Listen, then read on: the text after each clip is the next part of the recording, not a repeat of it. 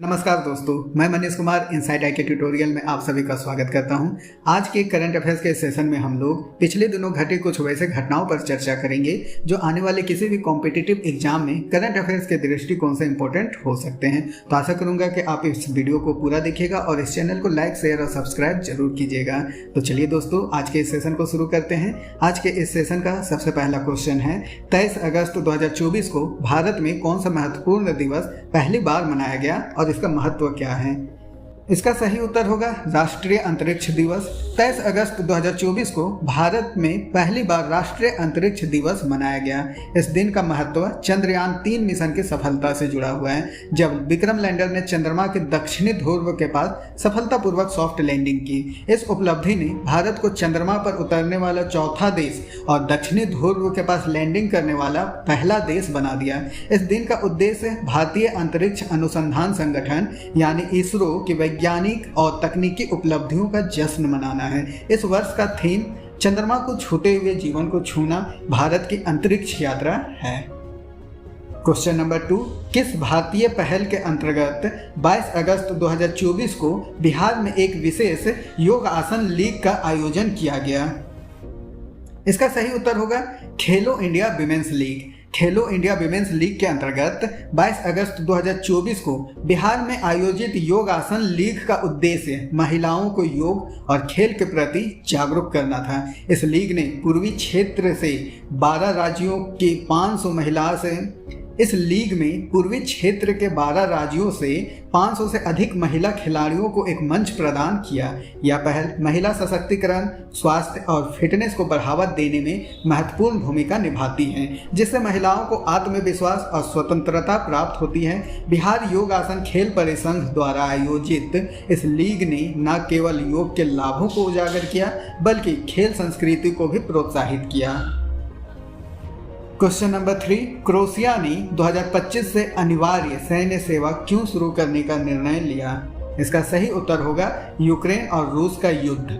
Croatia ने 2025 से अनिवार्य सैन्य सेवा शुरू करने का निर्णय लिया है। ये कदम यूक्रेन के खिलाफ रूसी आक्रामकता और यूरोप में बढ़े हुए तनाव के बीच उठाया गया है।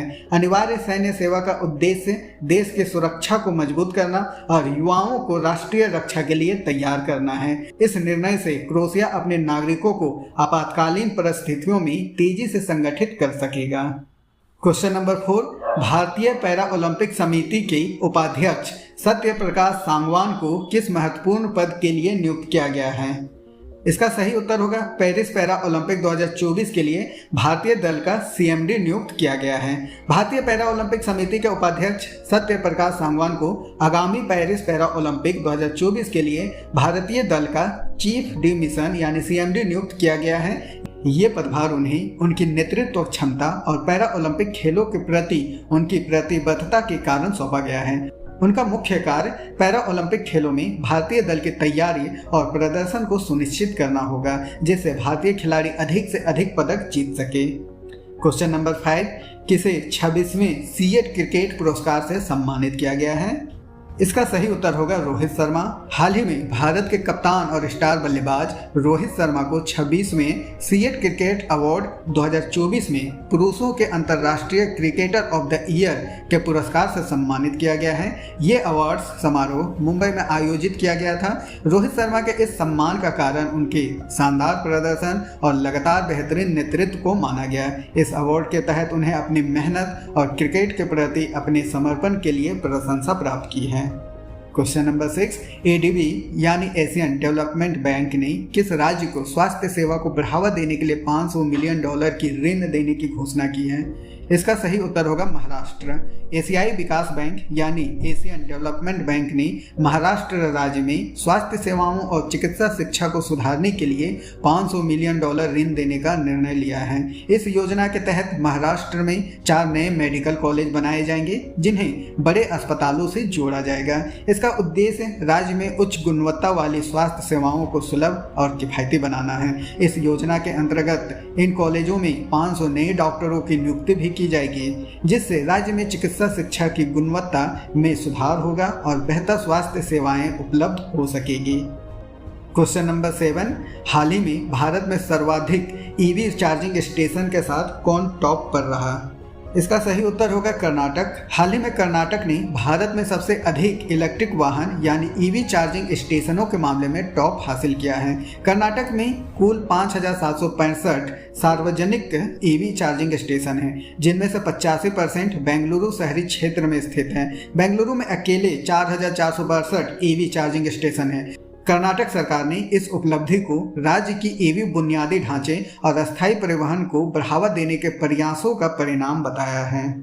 क्वेश्चन नंबर 8, भारत के दूसरे 700 मेगावाट के स्वदेशी न्यूक्लियर रिएक्टर का ऑपरेशन कहां शुरू किया गया है? इसका सही उत्तर होगा गुजरात के काकरापार में। हाल ही में गुजरात के काकरापार न्यूक्लियर पावर प्लांट में भारत के दूसरे 700 मेगावाट के स्वदेशी न्यूक्लियर रिएक्टर का सफलतापूर्वक संचालन शुरू किया गया है। ये रिएक्टर पूरी तरह से भारत में विकसित किया गया है और इसे मेक इन इंडिया अभियान के तहत तैयार किया गया है। ये भारत की ऊर्जा सुरक्षा को मजबूत करने की दिशा में एक महत्वपूर्ण कदम और देश को स्वच्छ और टिकाऊ ऊर्जा प्रदान करने में मदद करेगा। क्वेश्चन नंबर 9, हाल ही में किसने नए DPIIT सचिव के रूप में पदभार ग्रहण किया है? इसका सही उत्तर होगा अमरदीप सिंह भाटिया। हाल ही में अमरदीप सिंह भाटिया ने उद्योग और आंतरिक व्यापार संवर्धन विभाग के नए सचिव के रूप में पदभार ग्रहण किया है। वे इस पद पर भारत के औद्योगिक विकास, व्यापार संवर्धन और निवेश के क्षेत्रों में नई नीतियों और योजनाओं को लागू करने में महत्वपूर्ण भूमिका निभाएंगे। क्वेश्चन नंबर 10, कौन से भारतीय संत का 23 अगस्त 2024 को निधन हो गया है और उनकी प्रसिद्धि किस क्षेत्र में थी? इसका सही उत्तर होगा महामंडलेश्वर पायलट बाबा। 23 अगस्त 2024 को देश के जाने माने संत और पंच दशनाम जूना अखाड़ा के महामंडलेश्वर पायलट बाबा का 86 वर्ष की आयु में निधन हो गया है। पायलट बाबा अपने आध्यात्मिक ज्ञान और धार्मिक प्रवचनों के लिए प्रसिद्ध थे। वे पहले एक पायलट थे, लेकिन बाद में अध्यात्म की ओर मुड़े और जूना अखाड़ा से जुड़े। उनके प्रवचन और जीवन की अनुभव लाखों लोगों को प्रेरित करते थे। धन्यवाद दोस्तों। अगर ये सेशन आपको अच्छा लगा हो तो चैनल को लाइक, शेयर और सब्सक्राइब जरूर कीजिएगा। एक बार फिर से धन्यवाद।